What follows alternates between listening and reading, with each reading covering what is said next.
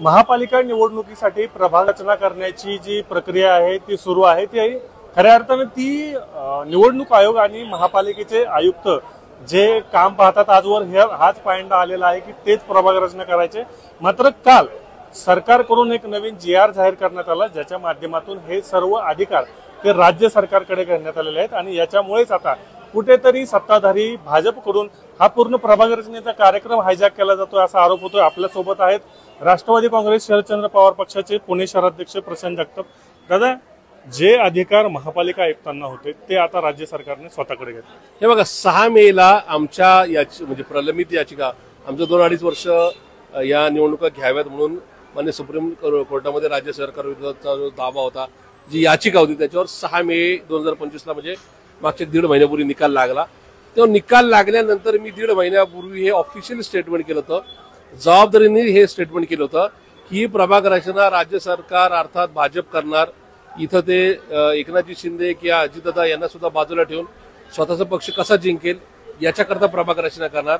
परत मागच्या 1 महिन्यापूर्वी प्रेस घेऊन सांगितलं होतं की भाजपचे विधानसभेचे 6 आमदार, भाजपचे या शहरातले 7वे विधान परिषदेचे आमदार, 8वे त्यांचे पराभूत उमेदवार याने मिळून एक प्रभाग रचना करून ठेवलेली आहे। तीच अंतिम नका या ठिकाणी प्रसिद्ध होणार आणि त्याच्यामुळे काल राज्य सरकारने जो देवेंद्र फडणवीसांनी जो नका घाईघाईत जो निर्णय घेतलाय तो माझ्या आरोपाला बळकटी करणारा किंवा त्याला पुष्टी देणारा आहे। होय, या ठिकाणी आयुक्त किंवा प्रशासन यांना काडीची किंमत न देता हा अधिकार राज्य सरकारने स्वतःकडे नगर विकास म्हणजे शेवटी राज्य सरकारच आहे त्यांच्याकडे घेतलाय। एका अर्थाने माझ्या आरोपावर शिक्कामोर्तब करण्याचं काम हे मान्य देवेंद्र फडणवीस यांनी केलेलं आहे। होय, ते रडीचा डाव खेळतायत, त्यांना स्वतःच्या प्रशासनावर मान्य आयुक्तांवर विश्वास नाहीये आणि म्हणून त्यांनी घाई गडबडीत हा निर्णय घेतलाय। पण याच्यामध्ये काही जर व्हायोलेशन झालं, जे काय आतापर्यंत नाही का जे काय प्रॅक्टिकली जे काय डायरेक्शन्स असतात, जे नॉर्म्स असतात की कुठं कुठं व्हायोलेशन केलं नाही पाहिजे, डोंगर असेल, नदी असेल, ते तोडलं जात असेल किंवा काही प्रभागातली नाही का एकच नाही का वस्ती तोडली जात असेल तर याच्या विरोधात आम्ही राज्य निवडणूक आयोगाकडे पण जाऊ, राज्य सरकारकडे पण जाऊ, मान्य उच्च न्यायालयाने सर्वोच्च न्यायालयामध्ये पण जाऊ। कारण की मध्ये इलेक्शनला 2-2.5-3 महिन्याचा पिरियड आहे। याचिका सॉरी ही नका हा आराखडा किंवा ही प्रभाग रचना जाहीर केल्यानंतर सुद्धा निवडणुका 3 महिन्यानंतर असेल। त्याच्यामुळे याला चॅलेंज करण्याचं काम राष्ट्रवादी काँग्रेस पार्टी शरदचंद्रजी पवार पक्ष नक्की करेल। तुम्ही म्हणताय की शहरातले जे भाजपचे आमदार आहेत, विधान परिषदेत जे काही भाजपचे नेते मंडळी आहेत त्यांनी प्रभाग रचना करून ठेवले, याचा पुरावा काय? याचे खूप सारे पुरावे आहेत। या ठिकाणी त्यांच्या व्हॉट्सअप ग्रुपवर फिरलेले नकाशे, ह्या सगळ्या बाकीच्या गोष्टी आहेत। आम्हाला जे काय मांडायचे आम्ही सर्वोच्च न्यायालयामध्ये किंवा ज्या ज्या अथॉरिटीकडे आम्ही जाऊ त्या ठिकाणी नक्की मांडू आणि एकूणच हा आराखडा म्हणजे किंवा ही प्रभाग रचना जाहीर झाल्यानंतर कुठं कुठं काय काय नाही का त्या ठिकाणी चुका केल्यात हे समोर दिसणारच। त्याच्यामुळं प्रभाग रचना ही भाजपनी केलेलीच प्रभाग रचना राज्य सरकार त्यांच्या अधिकारात जाहीर करेल। या संदर्भातलं नाही का कुचबूज त्या प्रकारची माहिती ही मला मागच्या 1.5 महिन्यापूर्वी होती, त्याप्रमाणे हे घडतंय।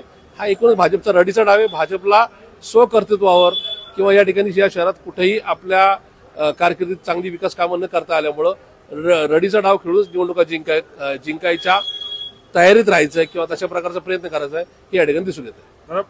सरकार आज त्यांचं आहे महाराष्ट्रामध्ये, आपण विधान परिषद सभेला एवढी मोठी जागा आलाय, मग भाजपला ह्या गोष्टी करण्याची का गरज पडते? त्यावेळेस सुद्धा ईव्हीएम मॅनेज करण्याचा त्यांच्यावर आरोप होता। 76 लाख मतं ही मतदान संपल्यानंतर सुद्धा वाढून या ठिकाणी खोटं मतदान पत्रात वाढून जिंकण्याचा त्यांच्यावर आरोप होता। त्याची याचिका प्रलंबित आहेत, त्याच्यामुळे तो एक लढा आमचा चालू राहणार आहे। त्यामुळे हा जो काय विषय आहे किंवा ह्या सगळ्या गोष्टींनी अनुषंगाने जे काय आपण पाहतोय हे 100% या ठिकाणी त्याही निवडणुका रडीचा डाव खेळून जिंकलेल्या आहेत। हा सुद्धा निवडणुका अशा पद्धतीने करायचा त्यांचा प्रयत्न राहील।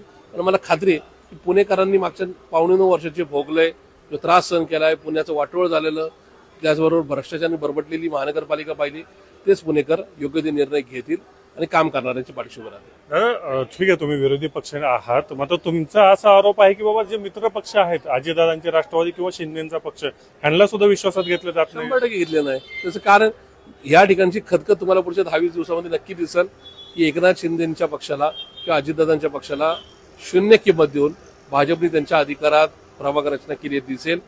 खुद्द अजितदादांच्या पक्षाची किंवा एकनाथजी शिंदे यांच्या पक्षाची मंडळी त्या ठिकाणी वेगवेगळ्या ठिकाणी तुम्हाला बडबड करताना आरोप करताना दिसेल, हे तुम्ही निश्चित समजून घ्यायची गरज आहे। म्हणजे तिन्ही पक्ष एकत्र लढणार नाहीत असं तुमचं आजच म्हणणं आहे? निश्चित हे तिघही वेगळे लढतील आणि एकूणच नॉट ओन्ली पुणे, महाराष्ट्रातल्या सगळ्याच ठिकाणी तुम्हाला यांची भांडणं या प्रभाग रचनेपासून सरकार कोसळण्याच्या तयारीपर्यंत दिसतील.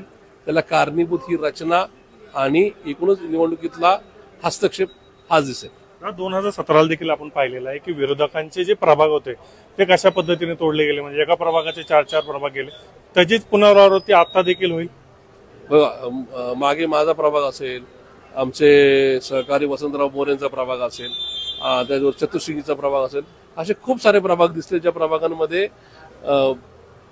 काहीच नाही का या ठिकाणी मागपूस नसताना, म्हणजे माझ्याकडे तर महानगरपालिका कॅन्टोन्मेंट आणि कॅन्टोन्मेंट नंतर परत महापालिकेचा प्रभाग, अशा प्रकारे कॅन्टोन्मेंट जम्प करून पलीकडचा प्रभाग जोडला होता. असे बरेच प्रकार सगळ्या ठिकाणी झाले. त्याच्यामुळं अशाच प्रकारचे उद्योग ते ह्यावेळेस पण करतील. पण एकूणच कुठेतरी वेगवेगळ्या व्यवस्थेला ताटाखालचं मांजर करून ठेवल्यामुळं तिथेही दाद मिळत अशा प्रकारची परिस्थिती मागच्या काही काळात दिसली. त्यामुळे ठीक आहे, पुन्हा का या ठिकाणी रडीचा डाव जरी खेळत असेल तरी जनता जनार्दनावर आमचा विश्वास आहे. कुठेतरी न्यायपालिका नावाची पण यंत्रणा आज जिवंत आहे. म्हणून या सगळ्या अनुषंगाने आम्ही तयारी करू आणि जिंकू सुद्धा. भाजप प्रभाग रचना हायजॅक करते, 100% करते. भाजपला या सगळ्या याच्या माध्यमातून काही करून, म्हणजे चुकीचं म्हणा, धाकटदापशाचं म्हणा, सगळ्या किंवा आर्थिक गणित मांडून सगळी ना काही यंत्रणा विकत घेण्याचं का, अशा सगळ्या यंत्रणेचा पुरेपूर गैरवापर करून ह्या निवडणुका जिंकण्यासाठी किंवा ह्या सगळी ना काही एकूण सत्ता आपल्या ताब्यात ठेवण्यासाठीचे सगळ्या प्रकारचे प्रयत्न करायचे. हेच याच्यातून वाईट पण खरं वास्तव या ठिकाणी समोर येते. एक शेवटचा प्रश्न की गेल्या अनेक दिवसांपासून चर्चा चालू की दोन्ही राष्ट्रवादी एकत्र येणार, काय नेमकं घडतंय, काय होणार आहे की नाही, कसं काय? तर मी याच्यावर एकच वाक्य नेहमी सांगतोय की पवार साहेबांचं 68 वर्षाचं सामाजिक आणि राजकीय जीवनाचं करिअर, येणाऱ्या फेब्रुवारीमध्ये पवार साहेबांना म्हणजे विधानसभेचा आमदार म्हणून, विधान परिषदेचा आमदार म्हणून, राज्यसभेचा खासदार म्हणून किंवा लोकसभेचा खासदार म्हणून 59 वर्ष पूर्ण. माझ्या माहितीप्रमाणे 23 फेब्रुवारी 2026 आजपासून बरोबर 7 महिन्यानंतर पवार साहेबांची संसदीय कारकीर्द 59 वर्षाची आणि राजकीय सामाजिक कारकीर्द कार्यकर्ता म्हणून 68 वर्षाची होईल. याच्यामुळे ते कधीही कुठेही त्या ठिकाणी जातीवादी धर्मवादी पक्षाबरोबर गेले नाहीत, त्या पक्षात पण गेले नाहीत किंवा त्या पक्षाच्या बरोबर पण सत्तेत गेले नाही.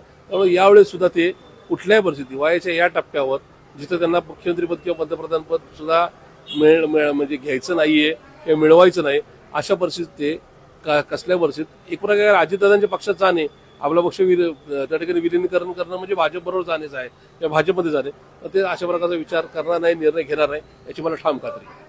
तर हे होते राष्ट्रवादी काँग्रेस शरदचंद्र पवार पक्षाचे शहराध्यक्ष प्रशांत जगताप. त्यांनी म्हटलेलं आहे की भाजप एकंदरीत ही प्रभाग रचना हायजॅक करते, मात्र हे काही जरी झालं तरी त्यांना पुणेकर साथ देणार नाहीत असंच त्यांनी म्हटलेलं आहे.